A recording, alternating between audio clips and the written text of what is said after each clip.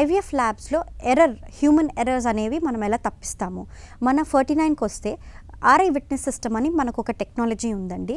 ఇది పేషెంట్స్ మన దగ్గరికి రిజిస్ట్రేషన్ చేసుకుంటున్నప్పటి నుంచి మనం వాళ్ళకి ఒక ఐడి కార్డ్ లాంటిది ఇవ్వడం జరుగుతుంది. దాని మీద ఒక బార్ కోడ్ ఉంటుంది.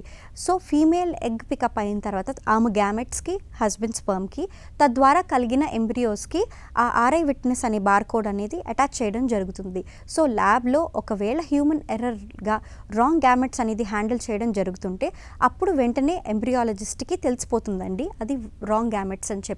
సో దీని ద్వారా మనం 100% హ్యూమన్ ఎర్రర్ అనేది ఒమిట్ చేసుకోవచ్చు. సో ఆర్ఐ విట్నెస్ సిస్టమ్ మన దగ్గర ఉంది కాబట్టి మనము డెఫినెట్గా హ్యూమన్ ఎర్రర్ అనేది అవాయిడ్ చేయగలుగుతామండి. హ్యూమన్ ఎర్రర్ మనము ఐవీఎఫ్ ల్యాబ్లో does not play any role. ఎందుకంటే మనం గ్యామెట్స్ అనేవి 100% ఆ పర్టిక్యులర్ కపుల్ గ్యామెట్స్ వాళ్ళకే ఇవ్వాలి కాబట్టి మనం ఆ గ్యారంటీ ఇవ్వగలుగుతాం.